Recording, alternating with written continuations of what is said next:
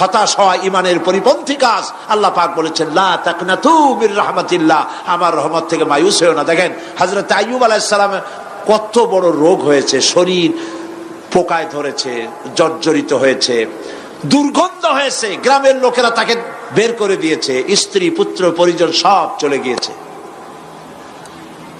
এমনকি জিহ্বায় যখন পোকা ধরল, হযরত আইয়ুব আলাইহিস সালাম আল্লাহ রাব্বুল আলামিনের দরবারে ফরিয়াদ করলেন, আন্নী মাসসানিয়াদ-দুররু ওয়া আনতা আরহামুর রাহিমিন। আয় আল্লাহ, আমি অসুস্থ হয়ে পড়েছি, আমি রোগাক্রান্ত হয়েছি, আর তোমার নাম রহমান রহিম, তুমি আমাকে রোগমুক্ত করো। হযরত আইয়ুব আলাইহিস সালাম আল্লাহর দরবারে ফরিয়াদ করলেন, রব্বুল আলামিন সারা শরীরে পোকায় জর্জরিত হয়ে গেছে, এখন আমার জিহ্বায় পোকা ধরেছে, মাবুদ গো আমি তোমার কাছে ফরিয়াদ করি আমার জিহ্বায় পোকা দিও না, কারণ জিহ্বাটাও যদি নষ্ট হয়ে যায় তাহলে তোমার মতো আল্লাহর জিকির আমি কি দিয়া করব। হযরত আইয়ুব আলাইহিস সালাম আল্লাহ পাকের কাছে যখন এ ধরনের ফরিয়াদ জানালেন, রব্বুল আলামিন তাকে তার রোগ মুক্ত করে দিলেন, তার স্ত্রী পুত্র সব আল্লাহ রব্বুল আলামিন ফিরাইয়া দিলেন। সুবহানাল্লাহ। সুতরাং মুমিন ব্যক্তি, কোরআন শরীফে সব আছে, কোরআনের মতো শ্রেষ্ঠ ওয়াজের কিতাব পৃথিবীতে আর, শুধু বোঝার দরকার। বিপদে, যত বড় বিপদ আসুক, কোন বিপদে মুমিন ধৈর্য হারাবে না। হযরত ইয়াকুব আলাইহিস সালামের ছেলে ইউসুফ আলাইহিস সালামকে যখন তিনি হারায় ফেললেন, তিনি অধৈর্য হয়ে গেছিলেন নাকি? অধৈর্য হন নাই। কারণ আমি আমার বক্তৃতার সূচনায় বলেছি, আমরা কল্যাণ বুঝি না, অকল্যাণও বুঝি না। কোন বিপদ আসলে পরে আমরা হয়রান হয়ে যাই, কিন্তু বিপদের মধ্যে কল্যাণ আছে আমরা তা বুঝতে পারি না। কথা বুঝে আসছে? হযরত ইউসুফ আলাইহিস সালামকে কুয়ার ভিতরে ফেলে দেওয়া হলো। 11 ভাই মনে করেছে কুয়ার ভিতরে ফেলে দিয়া ইউসুফ আলাইহিস সালামকে মেরে ফেললাম, কিন্তু তারা বোঝে নাই আসল কামটা কি হয়েছে। এটা তো কুয়া নয়, এটা একটা টানেল, এটা একটা সুড়ঙ্গ। একদিকে কেনান হলো তার এক মুখ, ওই সুড়ঙ্গের এক মুখ হলো কেনানের। কেনান ইউসুফ আলাইহিস সালামকে ফেলে দেওয়া হলো কুয়ার ভিতরে মারার জন্যে, কিন্তু আল্লাহ পাকের ইচ্ছা ইউসুফ আলাইহিস সালাম মরবে না। এই টানেলের অপর প্রান্ত, মিশরের সিংহাসনের টানেলের এপার দিয়া ইউসুফ আলাইহিস সালামকে ঢুকালেন, অপর প্রান্তে মিশরের সিংহাসনে ইউসুফকে আল্লাহ বসাইয়া দিলেন। হযরত ইয়াকুব ছেলের জন্য অধৈর্য হলেন না। যখন তিনি খবর পেলেন ছেলে বাঘে খেয়ে ফেলেছে, তিনি তখন বলেছেন, ফাসাবুরুন জামিলুন আসাল্লাহু আইয়াতিয়ানি বিহিম জামিআ ইন্নাহু হুয়াল আলিমুল হাকীম। ফাসাবরুন জামিল, আমি উত্তম ভাবে ধৈর্য ধারণ করলাম, এবং আমি বিশ্বাস করি আল্লাহ রাব্বুল আলামিন আমার হারানো সবকিছু আমাকে ফিরায় দিবেন। বহু বছর পর যখন হযরত ইউসুফ আলাইহিস সালাম প্রেসিডেন্ট হয়েছেন মিশরের, 11 ভাই গেল সেখানে সাহায্য আনার জন্য। সেই ঘটনা তো শোনাবো না, এমনি বলে যাচ্ছি। এরপরে তিনি তাদেরকে পরিচয় দিলেন, ওরা ভয় পেয়ে গেল। তিনি বললেন, ভয়ের কোনো কারণ নাই, লা তাসরিবা আলাইকুমুল ইয়াউম, আজকে আমি কোনো প্রতিশোধ তোমাদের নেব না। সুবহানাল্লাহ। এর নাম পয়গম্বর, এর নাম কি? আল্লাহর নবী। আমি আজকে কোনো প্রতিশোধ তোমাদের নেব না, তোমরা যাও। পিতার অবস্থা তিনি জানলেন, কাঁদতে কাঁদতে পিতার চোখ দুটো নষ্ট হয়ে গেছে। ইয়াকুব আলাইহিস সালাম, হযরত ইউসুফ আলাইহিস সালাম বললেন, যাও। নিজের জামাটা খুললেন, গায়ের জামা খুলে বললেন, ভাইরা আমার এই জামা নিয়ে যাও, আর আমার আব্বার চোখের উপরে এই জামাটা রেখে দিও। ছেলেরা যখন হযরত ইউসুফ আলাইহিস সালামের জামা নিয়ে মিশর থেকে রওনা করেছে, গল্প নয়, উপন্যাস নয়, আল্লাহ পাক এই কোরআন শরীফে সূরা ইউসুফে বলেছেন, জামা নিয়ে মিশর থেকে রওনা করেছেন। কোথায় মিশর আর কোথায় কেনান? কেনানে বসে হযরত ইয়াকুব আলাইহিস সালাম বলছেন, তোমরা যদি আমাকে মতিভ্রম পাগল যদি মনে না করো, তাহলে একটা কথা বলি, আমার নাকে এখন আমি ইউসুফের গন্ধ পেতেছি। সুবহানাল্লাহ। তোমরা যদি আমাকে মতিভ্রম না করো তাহলে আমি বলি আমি কিন্তু ইউসুফের গন্ধ পেতেছি। সুবহানাল্লাহ। হযরত ইউসুফ আলাইহিস সালামের জামা এনে ভাইরা যখন হযরত ইউসুফের চোখের উপরে রেখে দিলেন, হযরত ইয়াকুবের দুটো চোখ সাথে সাথে আল্লাহ ভালো করে দিলেন। ফাসবরুন জামিল, ধৈর্য ধরো। ঈমানদার ব্যক্তি আশার উপরে তার জীবন বাঁচে, কারণ যত বড় বিপদ আসুক না কেন আশ্রয় পাওয়ার একটা জায়গা আছে, তার নাম হলো আল্লাহ। নাম কি? বলেন আল্লাহ। সবাই বলেন আল্লাহ আল্লাহ আল্লাহ আল্লাহ। হযরত ইউনূস আলাইহিস সালাম মাছটাকে গিলে ফেলে দিল, মাছটাকে গিলে মাটির অতল তলদেশে চলে গেছে। এত বড় বিপদ পৃথিবীর কোন মানুষের হতে পারে নাকি? বলেন, কি বলেন? মাছের পেটের ভিতরে জানালা নাই, দরজা নাই, বেরোবার কোনো পথ নাই, মাছ গেছে পানির অতল তলদেশ। আল্লাহ পাক কোরআন শরীফের ভিতরে মানুষকে শোনান, আল্লাহ ওয়াজ করছেন। সুবহানাল্লাহ বলেন। আল্লাহ পৃথিবীর মানুষকে ওয়াজ করছেন, দুনিয়ার মানুষকে শোনান। আমার ইউনূস তো ধৈর্য হারা হয় নাই। ওয়াযান্নুন ইয যাহাবা মুগাদিবান ফাযান্না আন লান নাকদিরা আলাইহি فنادى في الظلمات أن لا إله إلا أنت سبحانك إني كنت من الظالمين فنادى في الظلمات জমায় কাসির, ত্রিবিধ অন্ধকারের ভেতর থেকে হযরত ইউনূস আলাইহিস সালাম চিৎকার মারলেন। মাছের পেটের অন্ধকার, পানির অন্ধকার, রাতের অন্ধকার, ত্রিবিধ অন্ধকারের ভেতর দিয়ে মাছের পেটের মধ্য দিয়ে ইউনূস আলাইহিস সালাম চিৎকার মারলেন। অধৈর্য হন নাই, হার্ট ফেল করেন নাই। তিনি বলছেন, পড়েন আমার সাথে, লা ইলাহা ইল্লা আনতা সুবহানাকা ইন্নী কুনতু মিনাজ জালিমিন। তুমি ছাড়া কোনো ইলাহ নাই, কোন পোষ্য নাই, মাবুদ নাই, তোমার পবিত্রতা ঘোষণা করছি, আমি জালিমদের অন্তর্ভুক্ত হয়ে গেছি। ইউনূস আলাইহিস সালাম যখন কাঁদতেছিলেন, আল্লাহ রাব্বুল আলামিন সেই কান্না শুনেছিলেন কিনা? বলেন, শুনছিলেন কিনা? শুনতে পেয়েছিলেন কিনা?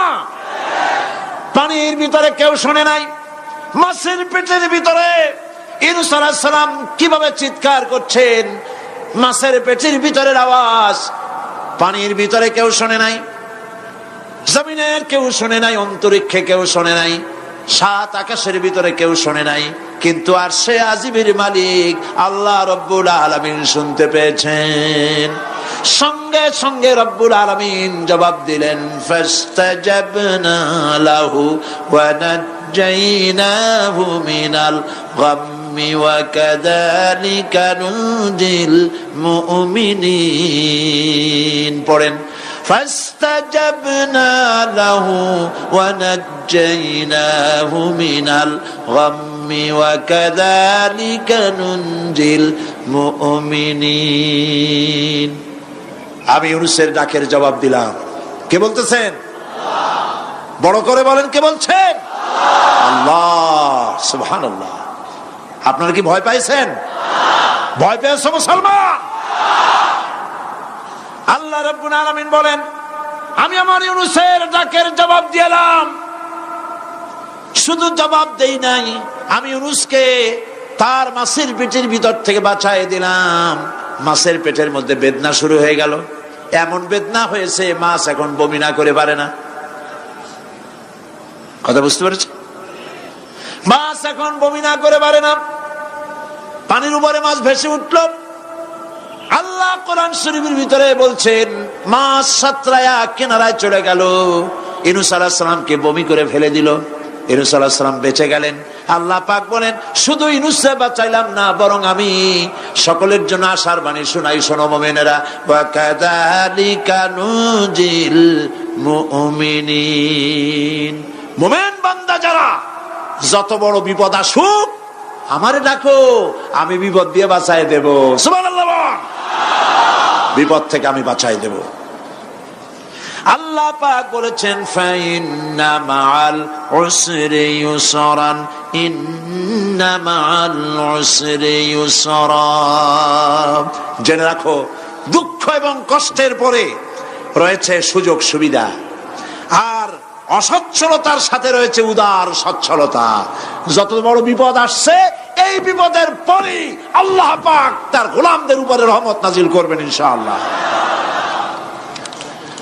সুতরাং ঈমানদার লোকেরা, তাদেরকে আল্লাহ পাক বলছেন কোনো ভয় নাই, কোনো চিন্তা নাই, যত বড় বিপদে পড়ো আমারে ডাকো, আমি ডাকের সাড়া দিয়ে দেব। সবাই আল্লাহরে ডাকেন, সুবহানাল্লাহ ওয়ালহামদুলিল্লাহ লা ইলাহা ইল্লাল্লাহ। জোরে পড়েন সুবহানাল্লাহ ওয়ালহামদুলিল্লাহ লা ইলাহা ইল্লাল্লাহ, সুবহানাল্লাহ ওয়ালহামদুলিল্লাহ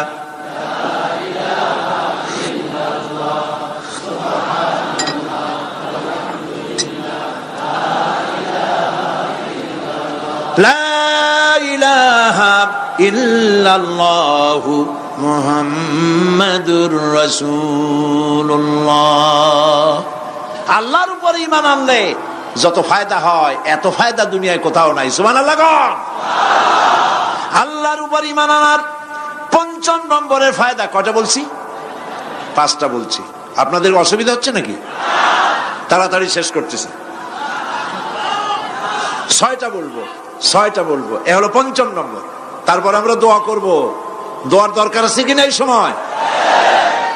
৫ম নম্বরে আল্লাহর উপর ঈমান আনলে পরে আরেকটি বড় ফায়দা, সেটা হলো কঠিন এবং কঠোর বিপদে আল্লাহ পাক তার মধ্যে অবিচলতার এবং ধৈর্য ধরার তৌফিক দিয়ে দেন। সুবহানাল্লাহ। যত বড় বিপদ আসুক সেই বিপদে মুসিবতে আল্লাহ পাক মুমিনদেরকে আল্লাহর উপরে নির্ভরতা শিখায় দেন। সুবহানাল্লাহ। কারণ মুমিনদের জানা আছে যে ঈমানদারদের বিপদ নতুন কিছু নয়, একেবারে আদম আলাইহিস সালাম থেকে শুরু হয়ে আসছে, ঠিক কিনা? আদম আলাইহিস সালামের বিপদ হয় নাই? আদম আলাইহিস সালামের বিপদ কি? শয়তান। তার বিপদ কি? শয়তান ছিল বিপদ। প্রত্যেক নবীর সময় মানুষেরা নবীদের কষ্ট দিছে, দেয় নাই? বিশ্বকবি ইকবাল বলেছেন, সতীজা কা রহা হ্যায় अज़ल से ताइमरोज, सतीजा का रहा है अज़ल से ताइमरोज, चरागे मुस्तफा भी से शरारे बुलहबीस। আবহমান কাল থেকে শুরু করে মুহাম্মদ সাল্লাল্লাহু আলাইহি ওয়াসাল্লামের চারাগকে, নূরকে, ঈমানকে, ইসলামকে নিভায়ে দেওয়ার জন্য আবু জাহেলের গোষ্ঠীরা চিরকাল চেষ্টা করেছে। সব চেষ্টা কর্পূরের মতো উড়ে গেছে, মুহাম্মদ সাল্লাল্লাহু আলাইহি ওয়াসাল্লামের চারাগ টিম টিম করে জ্বলতে রয়েছে।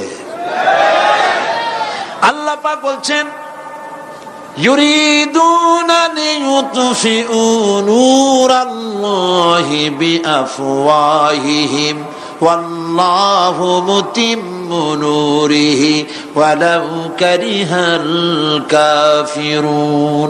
ওরা চায় মুখের ফু দিয়া, কারা? কাফেরেরা। ইসলাম সহ্য করতে পারে না যারা, ওরা চায় মুখের ফু দিয়া আমার আলোটাকে নির্বাপিত করে দেবে। আল্লাহ পাক বলেন, ওয়াল্লাহু মুতিম্মু নূরি, আমি আমার নূরকে পূর্ণতা দান করব, তাতে কাফির বেঈমানদের মনের ভিতরে যত জ্বালা হোক, যন্ত্রণা হোক, ওদের কলজা যত পুড়ুক, ইসলাম তার বিজয় পতাকা নিয়ে উঠবে, কেউ ঠেকাতে পারবে না। আল্লাহ রাব্বুল আলামিন, আল্লাহ পাক বলছেন, ওয়াকাযালিকা জাআলনা লিকুল্লি নাবিয়্যিন আদুওয়াম মিনাল মুজরিমিন। আর এমনি করে আমি সকল নবীর শত্রু বানিয়েছি সব পাপিষ্ঠ অপরাধ প্রবণ লোকদের। শুনছেন কথা? শোনেন নাই? আল্লাহ পাক বলছেন দুনিয়ার সব নবীদের তাদের জন্য আমি শত্রু বানাইছি। কাদেরকে? যারা সব থেকে বেশি পাপিষ্ঠ, অপরাধ প্রবণ, এরা হচ্ছে নবীর দুশমন। এরা সব নবীদের সাথে দুশমনী করেছে। আজও দেশের আলেমদের সাথে দুশমনী করে সবচাইতে বড় পাপিষ্ঠরা। এটা কোরআন। এটা কি? কোরআন। জোরে বলে এটা কি? আল্লাহ রাব্বুল আলামিন বলছেন ওয়া কাযালিকা জাআলনা লিকুল্লি নাবিয়্যিন আদুওয়াম মিনাল মুজরিমিন। সব পাপীরা, পাপিষ্ঠরা আমার দ্বীনের দাওয়াত যারা দেয় তাদেরকে জীবনের দুশমন মনে করে। কেন? শোনেন, আমি কারো আওয়াজ শোনাচ্ছি? কারো আওয়াজ শোনাচ্ছি? আমার আল্লাহর আওয়াজ। অপরাধটা কি?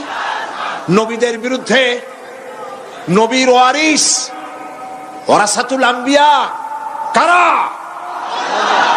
তো তাদের বিরুদ্ধে তাদের অপরাধটা কি? তাদের অপরাধ সম্পর্কে আল্লাহ নিজে বলেন وَمَا نَقَمُوا مِنْهُمْ إِلَّا أَنْ يُؤْمِنُوا بِاللَّهِ الْعَزِيزِ الْحَمِيدِ। এদের বিরুদ্ধে অ্যাকশন নেওয়ার আর কোনো অপরাধ ওদের নাই। ওদের একমাত্র অপরাধ ওরা আল্লাহর জমিনে আল্লাহর আইন প্রতিষ্ঠা করতে চায়। এটাই হচ্ছে অপরাধ। এই অপরাধে নবীদের শাস্তি হয়েছে।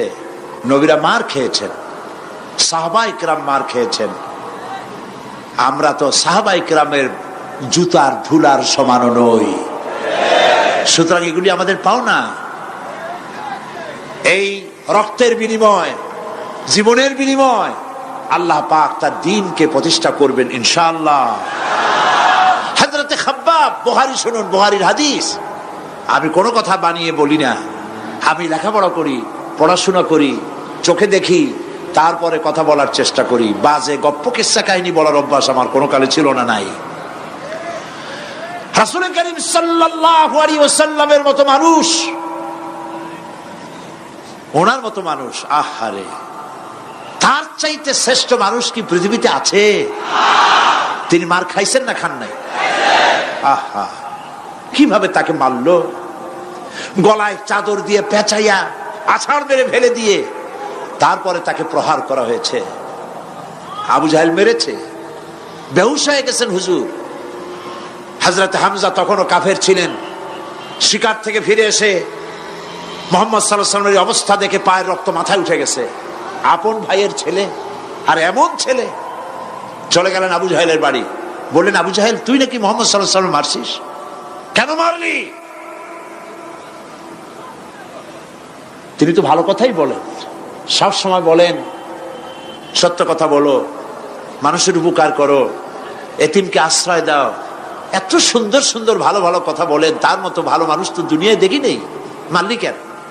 তুই কি মনে করছিস যে আব্দুল্লাহ মারা গেছে বলে এতিম হয়ে গেছে মুহাম্মদ সাল্লাল্লাহু আলাইহি ওয়াসাল্লাম? তোর মনে রাখা উচিত আব্দুল্লাহ মারা গেছে, হামজা মরে নাই। হযরত হামজা ধনুক বাইর করলেন, এক বাড়ি মারলেন মাথার উপরে, মাথা ফাটা রক্ত বেরিয়ে গেল। হামজা হন হন করে হেঁটে এলেন রাসূলের কাছে। হুজুরের অসুস্থ দেহ মোবারক কোলে উঠায় নিয়ে বললেন, বাবা, তার মস্তক মোবারক কোলে উঠায় নিয়ে বললেন, আমি আবু জাহেলের মাথা ফাটিয়ে রক্ত বের করে দিয়ে এসেছি, তুমি একটু খুশি হও। হুজুর বললেন, চাচা, কার মাথা ফাটাইছেন, কার রক্ত বের করেছেন, এই কথা বলে তো আমাকে আপনি খুশি করতে পারবেন না। তিনি বললেন, বাবা, তুমি কি হলে খুশি হও? তিনি বললেন, আমি খুশি হই চাচা, তোমার মুখে যদি একটা বার আমি ঈমানের কলেমা শুনতে পাই। হযরতে হামজা বললেন, মুহাম্মদ সাল্লাল্লাহু আলাইহি ওয়াসাল্লাম, আমার বুঝতে মোটেও কষ্ট হয়নি, তুমি কোনো সাধারণ মানুষ নও। সাধারণ মানুষের প্রতিশোধে তুমি বিশ্বাসী হতে, খুশি হতে, প্রতিশোধে বিশ্বাসী হওনি। তুমি অবশ্যই আল্লাহর নবী। আমি আল্লাহকে সাক্ষী রেখে, আমি তোমাকে সাক্ষী রেখে ঈমানের কালেমা ঘোষণা করছি, লা ইলাহা ইল্লাল্লাহু মুহাম্মাদুর রাসূলুল্লাহ।